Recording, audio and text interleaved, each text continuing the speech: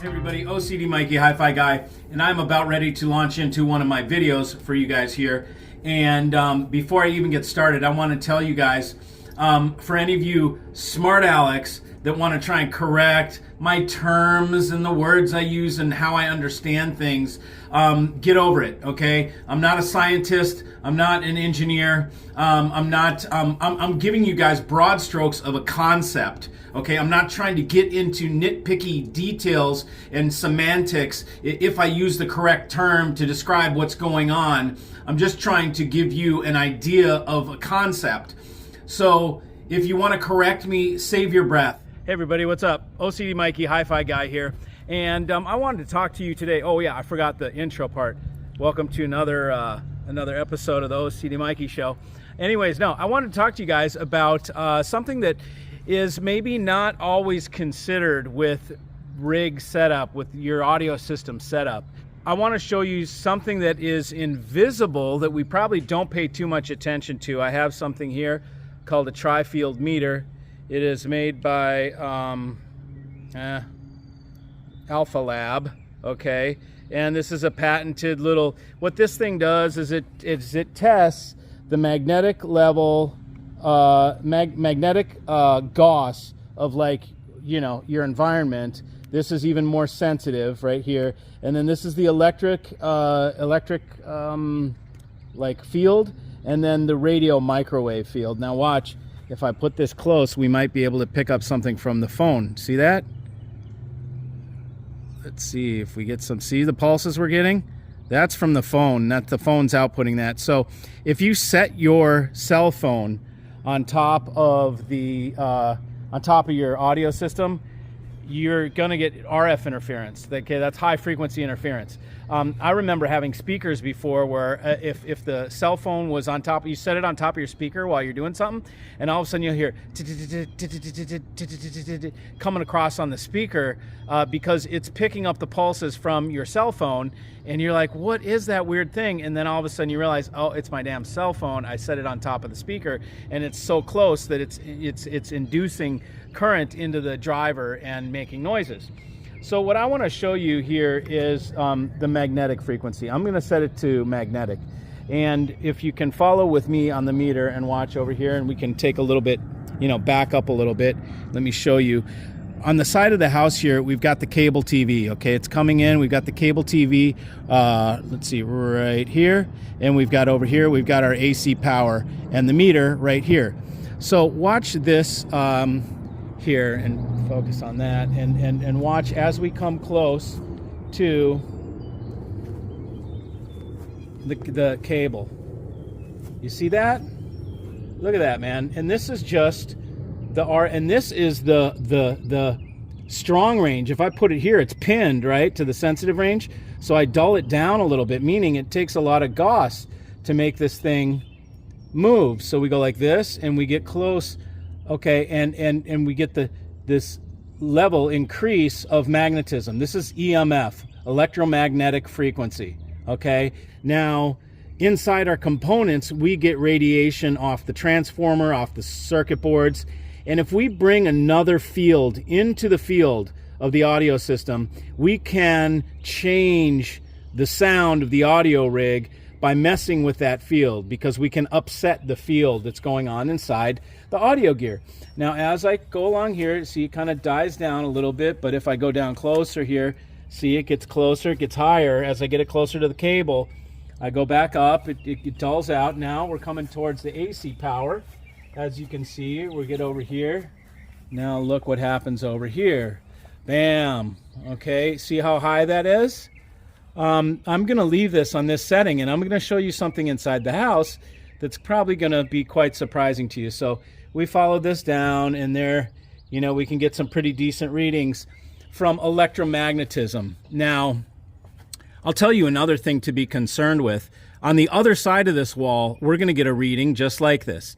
Now, if this is right on your bedroom, and this is just for health reasons, this isn't even audio related, but if you're laying your head on a pillow right behind, on the other side of this, on the wall, you're going to be putting your head in an electromagnetic field, and it's going to be upsetting your brain biorhythms because you're going to be putting it into a field And you could wake up tired, sapped of energy, forgetting things, whatever. Who knows what the byproduct is of putting your head in one of these, but it's probably not recommended to sleep with your head in an electromagnetic field.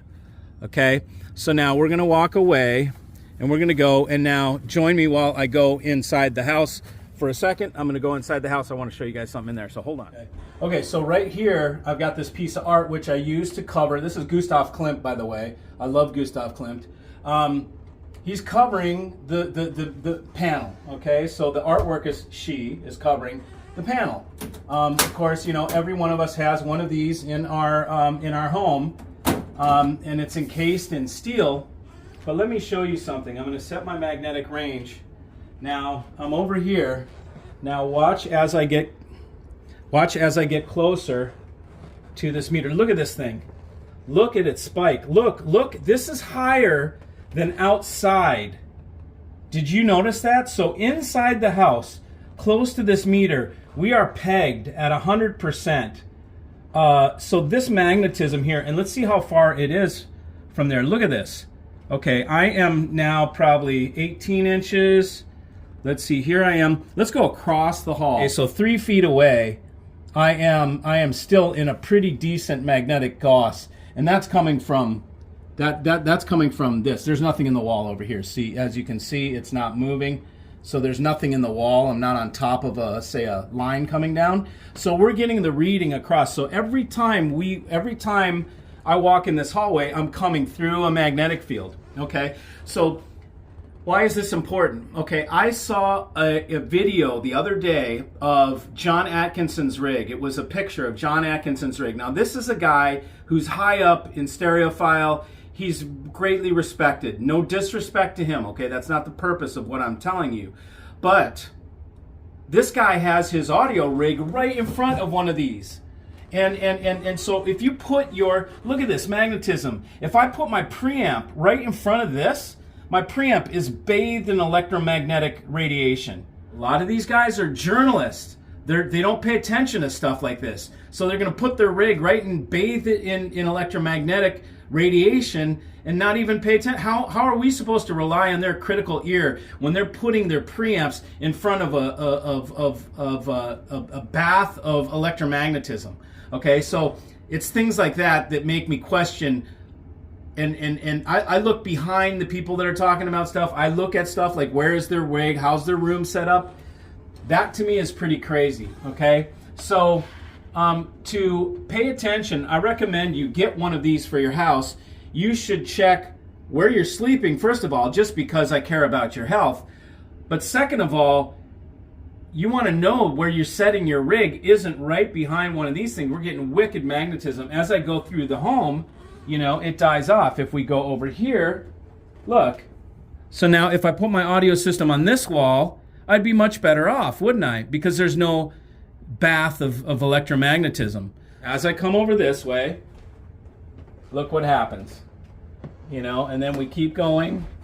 We go over here and then it dies back down. So we don't want our rig anywhere near electrical like of that nature. Now let's see, if I come over here, we can go by here. Look at that. See? So this is within close proximity, but the radiation is much less from a light switch. So we wouldn't want our preamp right up on this. And the reason I say preamp and not amplifier is because a preamp is very sensitive. A phono pre or a preamp, very sensitive to small, minute changes in the field, and it's I mean, we're talking millivolts of signal going through there.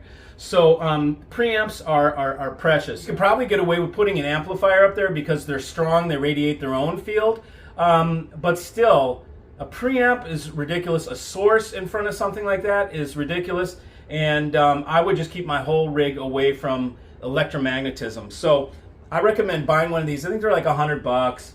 You can get cheaper ones. This one's made in USA because when I buy everything, I check Gauss meter made in USA. I wanted to talk to you guys today about electromagnetism and where you place your rig and how that can mess with your sonic.